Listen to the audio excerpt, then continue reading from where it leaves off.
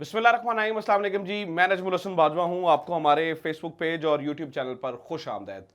नाज़रीन कराम, फ़ौज के सुप्रीम कमांडर के ऊपर, पाकिस्तान के सबसे बड़े आइनी ओहदे के ऊपर गद्दारी का मुकदमा पाकिस्तान की तारीख में पहली बार, जब वो शख्स अपने ओहदे पर मौजूद है, उतरने के बाद नहीं, जब वो शख्स अपने ओहदे पर मौजूद है, जब ये आइनी ओहदा बहाल है, पहली बार फौज का सुप्रीम कमांडर, पाकिस्तान का सबसे बड़ा आईनी ओहदा, सदर ममलिकत पाकिस्तान के ऊपर, सदर आरिफ अलवी के सदर ममलिकत के होते हुए आर्टिकल 6 गद्दारी के मुकदमे की तैयारी की जा रही है और रेफरेंस जो है ना वो तैयार कर लिया गया है।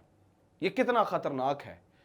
आर्टिकल 6 लग जाएगा जब सदर ममलिकत हाजिर, मतलब अगर अपने ओहदे पर बहाल होंगे आरिफ अलवी, उनके ऊपर सदर ममलिकत होते हुए क्या आर्टिकल 6 लग सकता है? या ये क्या सूरत हाल है? वफाकी हुकूमत क्या कर रही है और होने क्या जा रहा है? इसके ऊपर बात करने से पहले बहुत सारी अपडेट्स हैं मेरे पास, बहुत सारी चीज़ें हैं, लेकिन इसके ऊपर बात करने से पहले मैं आपको बता दूं कि आज फिर जब मैं ये वीडियो रिकॉर्ड कर रहा हूं तो मालूमात हमारे पास मौजूद है। आज के दिन फिर नाज़रीन कराम, रात में, यानी अभी तकरीबन जब मैं ये वीडियो रिकॉर्ड कर रहा हूँ तो 10:15 10:30 हो चुके हैं। आज रात फिर ज़मान पाक के अंदर रेड अलर्ट है, हालात फिर ख़राब हैं। उसकी वजह क्या है?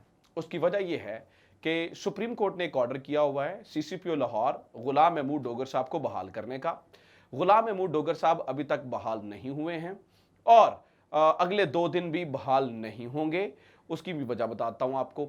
और जब वो बहाल नहीं होंगे तो ये 2 दिन है इनके पास मजीद। इमरान खान को गिरफ्तार करना है तो इन्हीं 2 दिनों के अंदर अंदर गिरफ्तार करना है।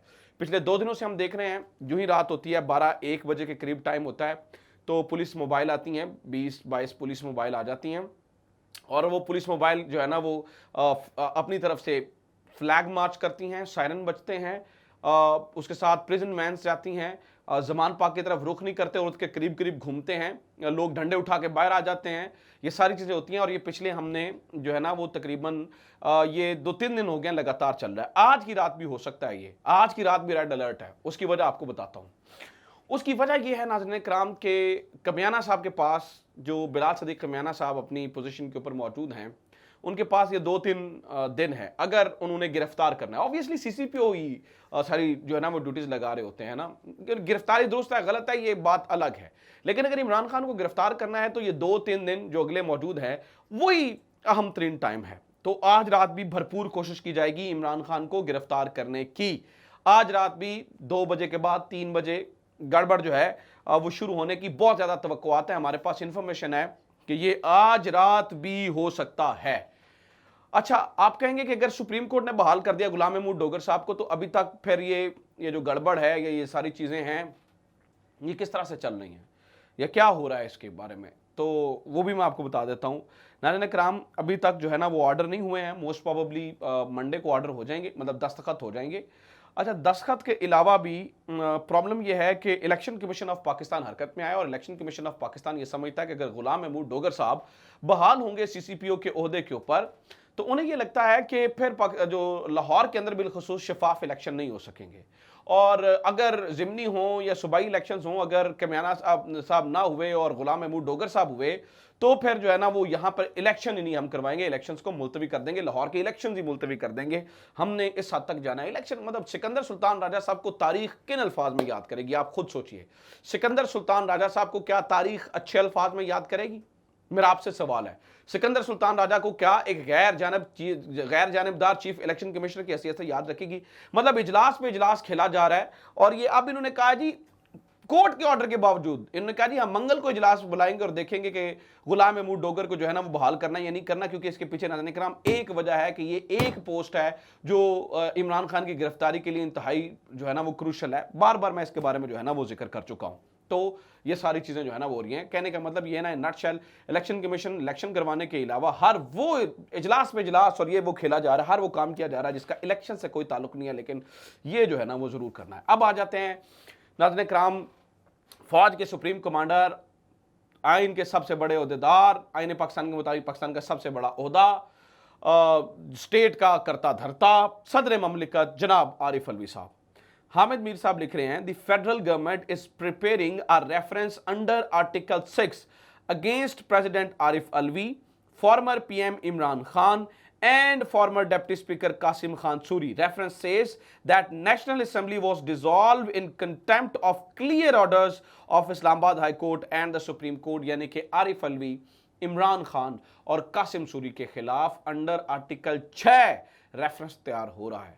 और आप ये याद रखिएगा कि जब जो आरिफ अलवी साहब के खिलाफ जब ये रेफरेंस तैयार हो रहा है, इस वक्त वो पाकिस्तान के सदर हैं, सदर ममलिकत हैं। तो सदर ममलिकत के होते हुए उनके ऊपर गद्दारी का मुकदमा दर्ज किया जा रहा है। ये फिर नीचे उर्दू में भी देख लें, सदर अलवी, इमरान खान, कासिम सूरी के खिलाफ आर्टिकल 6 का रेफरेंस, हामिद मीर का दावा, ये भी खबर सामने आई है। अच्छा, ये सारी चीज़ें जो है ना वो एक तरफ।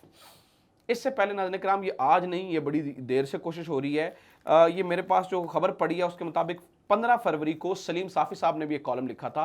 उस कॉलम का जो उन्वान था वो ये था, कुछ इस तरह से था कि अलवी इमरान खान सूरी और आर्टिकल 6। उसके बाद उसमें भी उन्होंने बताया था जी आर्टिकल 6 यानी कि गद्दारी का मुकदमा दर्ज होने वाला है। नाज़रीन किराम, ये इतना बड़ा ब्लंडर है, इतना बड़ा ब्लंडर है, इतना बड़ा ब्लंडर है कि इमरान खान अगर ये इन्हें ब्लंडर कर लिया तो इमरान खान इन्हें ऑलरेडी इन्हें फंसाया हुआ है, इमरान खान इन्हें मजीद दलदल में फंसा देगा। आगे तो सिर्फ यहाँ पर इंटरनेशनली जग हसाई होगी। आप देखिए हमारे जो पड़ोसी मुल्क है भारत, उसके अंदर क्या खबरें बनेगी। एक मिनट के लिए सिर्फ इसे विजुअलाइज करके देखिए कि हमारे पड़ोसी मुल्क के अंदर क्या खबरें बन रही होंगी और उनका मीडिया क्या इन खबरों को कैसे चला रहा होगा और किस तरह से ये चीज़ें हो रही होंगी। यानी कि मैं तो हैरान हूँ कि ये जो है ना वो किस तरह से होगा। ठीक है, एक तरफ ये हो रहा है। तो आर्टिकल 6 मुझे नहीं लगता कि आरिफ अलवी पर लगे, लेकिन जिस तरह से ये इस टाइम आरिफ अलवी ने बर्दाश्त नहीं हो रहा, सिर्फ इन्हें नहीं बल्कि बहुत सारे लोगों को बर्दाश्त नहीं हो रहा। पावर के जो कॉरिडोर्स हैं ना, जो ऐवान की राहदारियाँ, ताकत की राहदारियाँ हैं, ताकत की राहदारियों के अंदर सोच कुछ और चल रही है। एक तरफ ये, दूसरी तरफ ये आपस में लड़े हुए हैं। अब ये देखिए कि एक तरफ ख्वाजा आसिफ साहब ने कुछ दिन पहले एक यूनिवर्सिटी के अंदर कहा था कि हमने जो है ना वो हम एक डिफ़ॉल्ट मुल्क के अंदर रह रहे हैं। दूसरी तरफ ये देखें, नजम सेठी साहब ने कल एक ट्वीट के जरिए बताया था जी दहशतगर्दों ने इस्टेब्लिशमेंट के साथ जो है ना वो स्टेट सिक्योरिटी इस्टेब्लिशमेंट के साथ मुख्तलिफ डील्स तोड़ी हुई हैं, इसलिए जो है ना वो उनके ऊपर हमला होना है। PSL को कोई थ्रेट नहीं है, ये बिल्कुल चलेगा। इसके ऊपर ख्वाजा आसिफ, अब ये इनका आपको पता है नजम सेठी इनका अपना बंदा है, ख्वाजा मोहम्मद आसिफ साहब ने उसके ऊपर एक ट्वीट किया, कहते हैं जी ये शख्स स्टेट सिक्योरिटी इस्टेब्लिशमेंट का मुवाजना PSL से कर रहा है। कहने का मतलब है कि सिक्योरिटी इस्टेब्लिशमेंट पर हमला हलाल है और PSL पर हराम। हमारी फौज और पुलिस की जानों की कोई हुर्मत नहीं, इत्मीनान है कि PSL महफूज है। ये हमारी शराफिया सिर्फ मफाद अजीज़ है, ये हमारी शराफिया को सिर्फ अपना मफाद अजीज़ है। कौमी सलामती और कीमती जानें डिस्पोजेबल हैं। ख्वाजा आसिफ साहब अपने ही शिकरे के ऊपर जो है ना वो टूट पड़े हैं, अपने शिकरे को कह रहे हैं देखो जी की कर रहा है, देखो जी की जनाब हो रहा है। तो ये सारी चीज़ें हो रही हैं। एक और खबर ले लीजिए जाते जाते, वो ये है कि जनाब एजाज सैयद और जो उमर चीमा है, इसके ऊपर शहबाज गिल ने नोटिस भेज दिया है। वो उसी बात का नोटिस भेजा जिसके बारे में मैंने आपको बताया था, वो जो सारा कुछ जो है ना वो हो रही हैं और चीज़ें हो रही हैं और इसके ऊपर जो है ना वो चीज़ें इस वक्त चल रही हैं। बाकी आज रात ज़मान पाक के अंदर फिर गड़बड़, कोर्ट का बहाल किया हुआ CCPO, और वो उसकी वजह यह है ना, ये फिर यास्मीन राशिद की ऑडियो और ये वो उसमें कुछ भी नहीं था। ठीक है ना, वो पूछ रही थी कि खैर खैरियत है ना, खैर खैरियत से रात गुजर जाएगी, उसमें कोई प्रॉब्लम नहीं थी, लेकिन इन्होंने खैर उसका भी हवा बनाया हुआ है। तो नाज़रीन किराम, इनको इसलिए भी प्रॉब्लम है कि गुलाम महमूद डोगरी उस JIT का सरबरा था जो इमरान खान के ऊपर हमले की तहकीकात कर रही थी, इसलिए भी इस चीज़ से जो है ना वो बहुत प्रॉब्लम है। तो अगली 1-2 रातें और जो है ना वो थोड़ी सी मुख्तलिफ होंगी, मुश्किल होगी। अपना ख्याल रखें। खुदा हाफ़िज़। पाकिस्तान जिंदाबाद।